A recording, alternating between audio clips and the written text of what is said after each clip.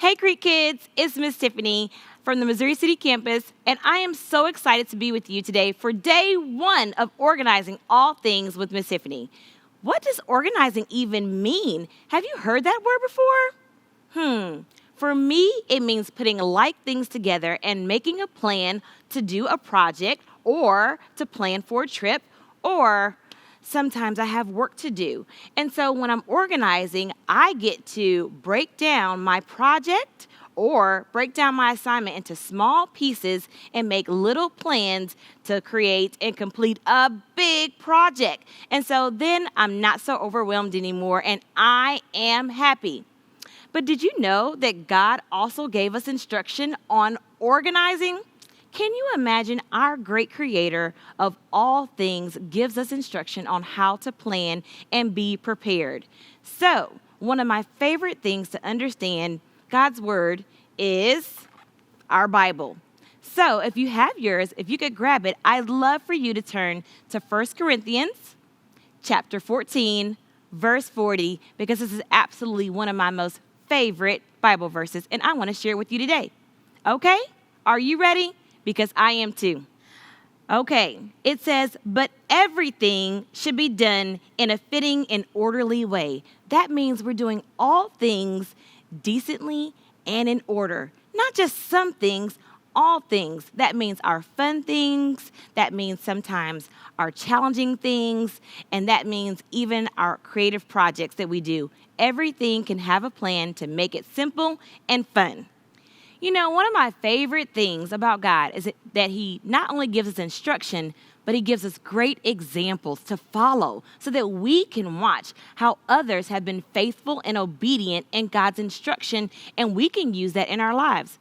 One of the greatest examples in the Bible, and my personal favorite, is the story of Noah and his great example of how he was obedient, how he planned, and how he followed through the plan and instruction that God gave him, even when it was a big project and it maybe have been a bit challenging.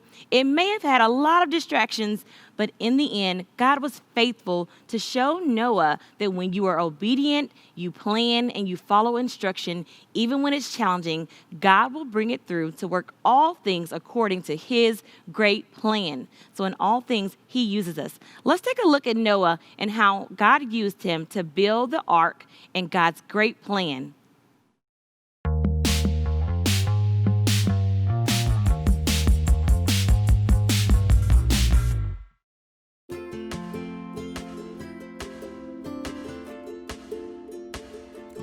In Noah's day, the people were wicked. They did many wrong things and had evil and sinful thoughts. But Noah was different. He was a good and righteous man who obeyed and honored God. God told Noah, "Because the people are evil, I have decided to put an end to everything on earth. Make an ark for you and your family. Use gopher wood and build the ark 450 feet long, 75 feet wide, and 45 feet high. Cover the ark with sticky pitch to make it waterproof. Take your family on the ark. Take 7 pairs of every clean animal and 1 pair of every unclean animal. Also pack food for all of you. If it were me, I would not want any unclean animals on an ark with me. Get those animals a bath, I'd say." What? Different kind of unclean, you say. Okay, never mind. Noah followed God's instructions very carefully. 2 of each animal came to Noah and entered the ark, just as God had commanded. When Noah's family and the animals were on the ark, God safely shut them in, and the rain began. It rained for 40 days and 40 nights. The earth was flooded and the water covered everything. For months, the flood waters got higher and higher. Everyone in the ark was safe. After the water went down, the ark landed safely on the mountain. Noah waited 40 days and then opened the window and sent out a raven. The raven flew back and forth until the waters dried up. Then Noah sent out a dove. But she came back to the ark because she could not find a dry place to rest. After 7 more days, Noah sent out the dove again. This time she came back with an olive leaf in her beak. A week later, Noah sent out the dove again, and this time she did not return. The water that covered the earth had dried up. When it was time, God told Noah and his family to come out of the ark. Noah built an altar and he and his family worshiped God. God promised that he would never again destroy every living thing on the earth with floodwater. He placed a rainbow in the sky as a sign of his promise. Wasn't that a great example that God has given us through Noah?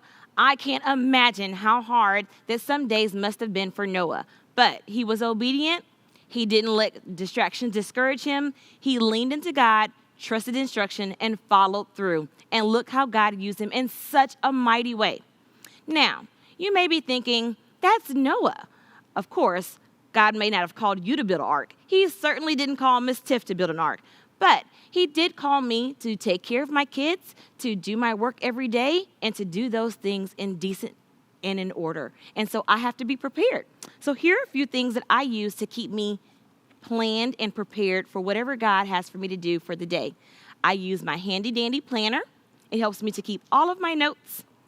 I use a calendar because sometimes I need to remember what days I have to do a project and when they're due. I always use my handy clipboard just to keep track of my checklist of all the things that I need to do and I haven't done yet. I always have my Bible so that I can remember, even when I'm a little bit tired, that God is giving me joy to complete the task that he has called me to. And I always carry everything around in my handy binder. You may have had one of these for school. This is my best friend. And I wouldn't be complete without my bag to carry everything in, just like your backpack. Now that you've seen some of my things, I can't wait to hang out with you again tomorrow so that we can talk about what God has called you to do. Sometimes, just like God called Noah to build an ark, and just like God has called me to take care of my family and go to work and take care of my tasks, your parents may have asked you to do things, and God has asked you to honor your parents in doing the things that they've asked you to do. So join me tomorrow so that we can understand how to complete and be obedient and follow the instruction of our parents and give all glory and joy to God in doing it. Can't wait to see you tomorrow. Bye, Creek Kids.